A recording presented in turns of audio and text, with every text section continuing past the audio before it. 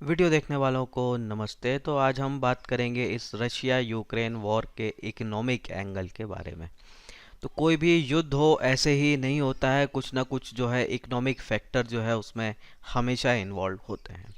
तो इसको हम अगर समझें तो ज़रा रशिया के मैप पे गौर कीजिए। तो इतना बड़ा देश है, दुनिया का सबसे बड़ा देश है आकार में, पर इसके साथ एक समस्या है, इसकी ज्योग्राफी जो है वो ख़राब है। ज्योग्राफी में क्या खराबी है कि ये जो है टेम्परेट रीजन में आता है। तो टेम्परेट रीजन ऐसी रीजन होती है जहाँ पे साल के 9 महीने 10 महीने जो है बर्फ़ रहती है, जमा रहता है।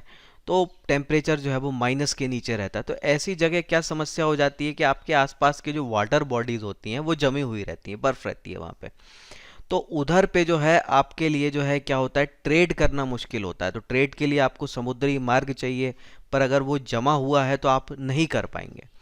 तो यही एक रीज़न है कि साइंटिफिकली काफ़ी आगे होने के बावजूद भी रशिया इकोनॉमिकली जो है पिछड़ा हुआ है, उतनी तरक्की नहीं कर पाता जितनी कि वो केपेबल है।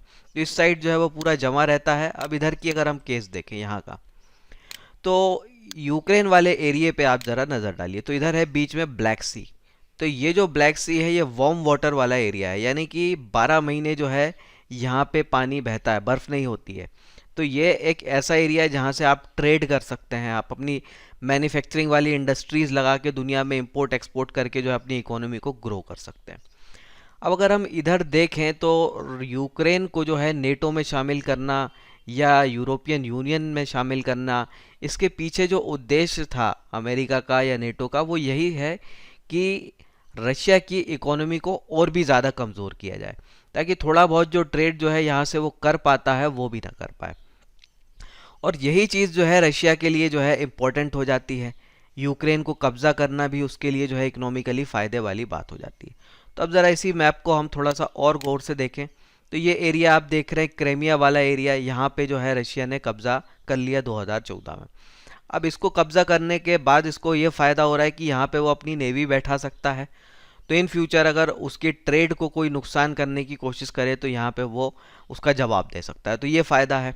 अब इसी चीज़ को जो है रोकना चाह रहे थे कि यूक्रेन को हम नेटो में शामिल कर लें, फिर जो है अमेरिका यहाँ पे अपनी मिसाइलें और नेवी और ये सारी चीज़ें यहाँ पे लगा दे।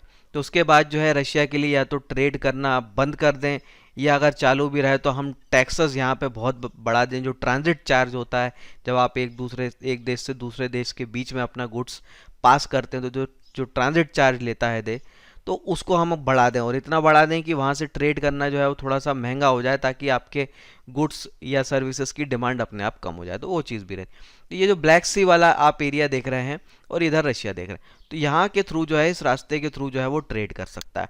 अब ज़रा थोड़ा सा और जूम करता हूँ मैं।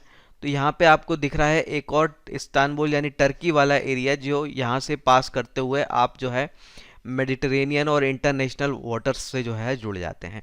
तो इसको भी अगर मैं थोड़ा और जूम करूँ तो यहाँ पे एक और सी है, ये वाला देखिए, ये है सी ऑफ मरमरा। तो इस पे जो है अभी तुर्की का कंट्रोल है, टर्की का कंट्रोल है, पर टर्की जो है रशिया को कोई परेशानी यहाँ पे खड़ी नहीं करता। तो रशिया के अगर शिप यहाँ से आना जाना चाहते हैं तो वो उसमें कोई रोक टोक नहीं करता। लेकिन समस्या ये है कि टर्की भी जो है अब नेटो का मेंबर बन गया है। तो फ्यूचर में अगर टर्की यहाँ से कोई नेटो के दबाव में कुछ परेशानी खड़ी करता है, तो ये संभव है कि रशिया की झड़प जो है फिर भविष्य में जो है टर्की के साथ भी हो जाए। पर टर्की उम्मीद है इतना समझदार होगा कि रशिया जैसे मिलिट्रीली पावरफुल देश से जो है ऐसा पंगा ना ले। तो बहुत बड़ा जो है फ़ायदा जो है रशिया की इकोनॉमी को फ्यूचर में मिल सकता है, अगर हम इस चीज़ को देखें।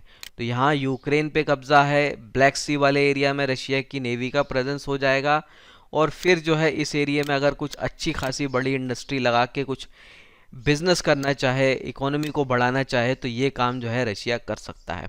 तो ये एक मेजर रीज़न है कि क्यों जो है पुतिन जो है यहाँ पे कब्ज़ा करना चाहते हैं, और यही एक मेजर रीज़न है कि क्यों जो है नेटो जो है वो भी चाहता है कि यूक्रेन वाले एरिया पे जो है हमारा पूरा दबदबा हो, और हमारा जो है ये नेटो में शामिल हो जाए, ताकि हम जो है अपनी आर्मी को, अपनी नेवी को यहाँ पे रख सकें। तो इसीलिए जो है जो यूक्रेन है ये एक कॉमन फ्लैश पॉइंट बन जाता है नेटो के लिए भी और रशिया के लिए। तो ये देखने वाली बात थी।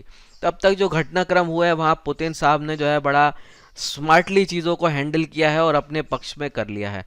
तो अभी जिस तरीके से नेटो शांत दिख रहा है, सिर्फ प्रतिबंध ही लगाने की बात हो रही है और कुछ नहीं, तो इसको जो है आप पुतिन की जीत या रशिया की जीत मान सकते हैं। इसके साथ अपनी बात खत्म करता हूँ, फिर मिलेंगे। जय हिंद।